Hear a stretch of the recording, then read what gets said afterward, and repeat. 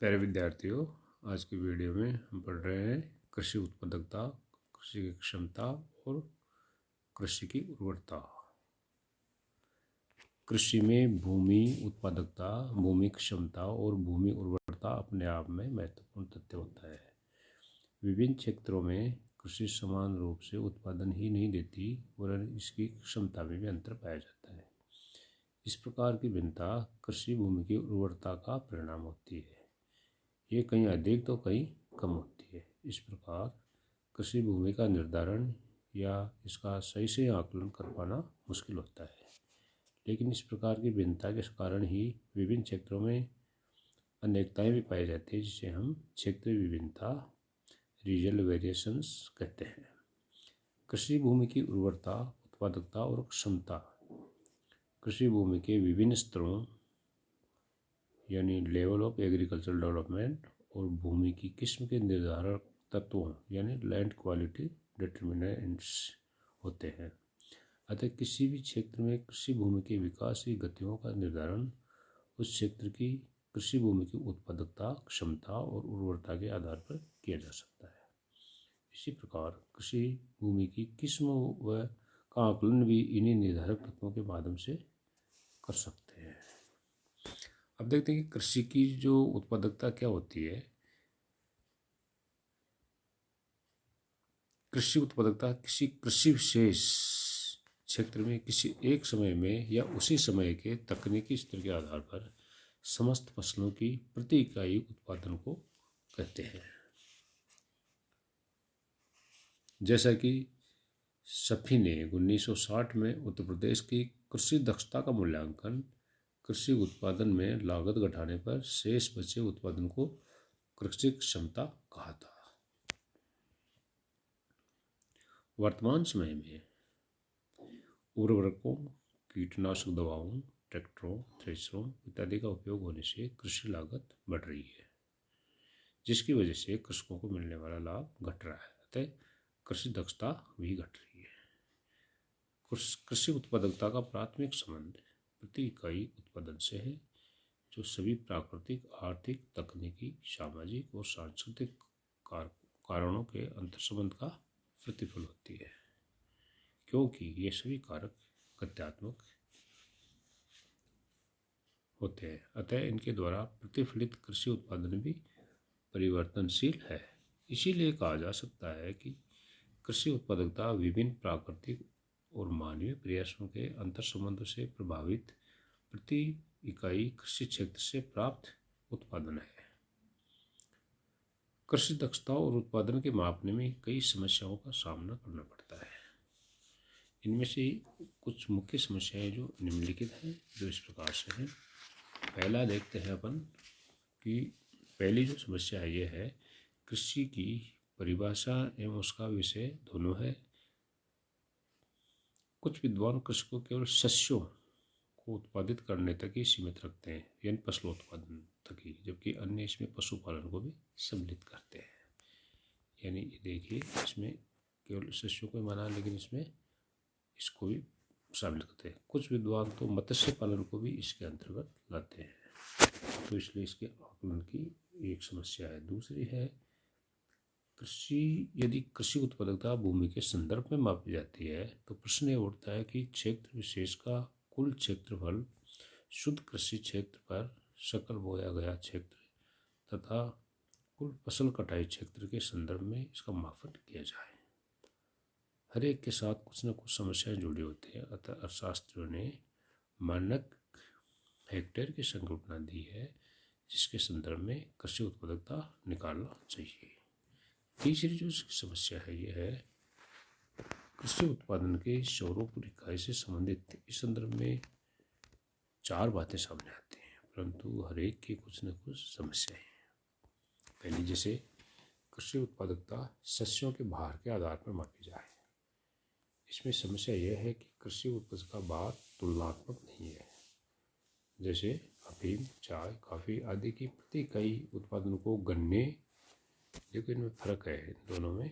इनको ये पदार्थ हैं, इनके अलावा गन्ने, गेहूँ आदि की प्रति इकाई उत्पादन के बाहर से नहीं किया जा सकता इनका। यदि ऐसा किया गया तो गन्ने वाले क्षेत्रों को उत्पादकता अत्यधिक होगी और अफीम चाय कॉफ़ी वाले की क्षेत्रों में भी अधिक होगी। दूसरी जो बात सामने आती है जिसकी जो समस्या की वो है उपरोक्त समस्या के समाधान हेतु कुछ विद्वानों ने, जिसमें बक खुसरो दिए हुए हैं, उन्होंने उपज के भार के बजाय उसके अनतुल्य फूडग्रेन इक्विवेलेंट्स में मापन का सुझाव दिया है, जिसके अनुसार समस्त खाद्यान्नों की उपज की अमुख्य कृषि क्षेत्र के मुख्य अन्न की बराबर में प्रामाणिक मानक से परिवर्तित कर लें ताकि सभी खाद्यान्न एक इकाई में आ जाए और इस प्रकार कृषि उत्पादन का मापन किया जाए। परंतु सभी विद्वान खाद्यान्न अपनी पौष्टिकता में समान नहीं है और कृषि उपज में खाद्यान्नों के अतिरिक्त अन्य फसलों का भी उत्पादन होता है। तीसरी जो समस्या आती है यह है उपरोक्त समस्या समाधान हेतु कुछ विद्वान, जिसमें केंडाल और ये जो सभी स्टैम्प्स ने खाद्यान्नों के उत्पादन को कैलोरीज मान में परिवर्तित करने का सुझाव दिया है। इन लोगों ने ये जो इन्होंने कैलोरीज मान में दिया है, आगे पढ़ेंगे, जिसमें कृषि के सभी खाद्यान्नों को प्रामाणिक मान के आधार पर कैलोरीज में परिवर्तन करके कृषि उत्पादकता निर्धारण करने की विधि का उपयोग किया है। स्टैम्प और सफी ने इसके प्रामाणिक पौष्टिक इकाई स्टैंडर्ड न्यूट्रिशन यूनिट में भी परिवर्तन करके कृषि उत्पादकता का मापन किया है। चौथी समस्या आती है ये इसमें इसी के बारे में सभी कृषि उत्पाद जो भी होते हैं वो खाद्यान्न नहीं होते, जिसमें कपास, जूट आदि भी आते हैं। जब इनमें कैलोरीज में परिवर्तन नहीं किया जा सकता, ये उससे जुड़ी हुई चीज़ें आ गई। अतः कुछ विद्वानों ने, जिसमें केंडाल, मुनीस रजा, माजिद हुसैन, नूर मोहम्मद आदि हुए, उन्होंने कृषि उत्पादन को मुद्रा में परिवर्तित करके कृषि उत्पादकता मापने का सुझाव दिया, जो कि अधिक न्यायसंगत लगता है। चौथी जो प्रॉब्लम आती है यह है कि यदि कृषि उत्पादकता की श्रम के संदर्भ में गणना की जाए तो प्रश्न यह है कि कुल श्रमिक, किराए के श्रमिक, मुक्त के श्रमिक, परिवार के श्रमिक अथवा किस श्रमिक के आधार पर कृषि उत्पादकता को मापा जाए, क्योंकि सभी तरह के लोग मिलकर के कृषि का उत्पादन करते हैं। इसका निर्धारण करते हुए कहा गया है कि 8 घंटे कृषि में काम करने को एक श्रमिक मान लिया जाए। इसका ये आकलन माना गया कि 8 घंटे के समय को कृषि एक श्रमिक का मान लिया जाए। ये तो हो गया श्रमिक का। दूसरा था पूंजी का। यदि इसी पूंजी के आधार पर कृषि उत्पादकता निर्धारण किया जाए तो कौन सी पूंजी तो फिक्स है, अचल है, और कौन सी पूंजी चल है और कौन सी कार्य रूप में है, तो इस तरह से पूंजी को आधार माना जाए, क्योंकि हर एक में कुछ ना कुछ समस्या होती है। अब देखते हैं कि कृषि उत्पादकता और कृषि दक्षता के मापने की जो विधियां हैं वो कौन सी हैं। कृषि की उत्पादकता की गणना के लिए उपयोग की जाने वाली विधियों में जसवीर सिंह और ढिल्लों ने ये निम्नलिखित 14 विधियों का उल्लेख किया है, जो इनका संदर्भ है, इनकी किताब है जो 1994 में निकली है, जिसमें प्रश्न 241 पर माना है कि पहला, प्रति इकाई कृषि उत्पादन का मूल्य निर्धारण। एक तो ये माना उन्होंने विधियों में। दूसरा, प्रति श्रमिक अथवा प्रति मानव दिवस उत्पादन। तीसरा, निवेश उत्पादन का अनुपात और लाभांश का निर्धारण। चौथा, प्रति व्यक्ति अनतुल्य उत्पादन के रूप में कृषि उपज को व्यक्त करना। और केंडाल, स्टैम्प और सफी महोदय ने कोटि गुणांक विधि को बताया, और भारित कोटि गुणांक विधि को भी इन्होंने माना है, साइप्रे और देशपांडे ने और भाटिया जी ने। और स्टैम्प ने जनसंख्या के रूप में वहन क्षमता को माना है निर्धारण के आधार, और नदी और सफी ने उत्पादकता सूचकांक को आधार माना है। इसी प्रकार से वहन क्षमता यानी जनसंख्या के रूप में के आधार पर उत्पादकता सूचकांक को भी आधार मानने की बात हुई है। शस्य उपज यानी फसल उत्पादन और संकेंद्रण सूचकांक का कोटि गुणांक भी माना है। अध्ययन क्षेत्र में प्रति इकाई सकल फसलों के मूल्य की प्रादेशिक उत्पादकता से तुलना भी मानी गई है। 3 विचलकों, जिसमें है उपज दर, अंतुल्य और कृषि यंत्र की गहनता और प्रसरण की मदद से कृषि उत्पादन का निर्धारण भी माना है। उसका फैलाव। कृषि या प्रति हेक्टेयर प्रति श्रमिक शुद्ध आय को भी माना है, और उन्होंने कृषि उत्पादन का भारित संयुक्त स्तर को भी माना है। दूसरी ओर सफी ने उत्पादकता निर्धारण करने वाली सात विधियाँ निम्न समूह विधियाँ बताई, जो 7 समूह में रखी जा सकती हैं। जैसे एक तो है जैसे सापेक्षिक उत्पादन की विधियाँ, दूसरी आती हैं कोटि गुणांक विधि, और तीसरी बताई उसने भारित कोटि गुणांक विधि। चौथी कृषि दक्षता कोटि भारित गुणांक विधि, दक्षता सूचकांक विधि, और पांचवी बताई उन्हें वहन क्षमता उत्पादकता निर्धारण विधि, और छठी बताई श्रम उत्पादकता विधि, और सातवीं बताई उत्पादकता सूचकांक विधि। इस प्रकार से इन लोगों ने ये मतलब सफी महोदय ने इन्होंने ये निर्धारण कृषि के सूचकांक निर्धारण के लिए ये चीज़ मानी है। अब ये देखते हैं कि कृषि उत्पादकता और क्षमता को किन स्तरों पे समझा जाए। जैसे कृषि विकास स्तरों का आकलन कृषि उत्पादकता, कृषि क्षमता व मिट्टियों की उर्वरता के माध्यम से किया जा सकता है।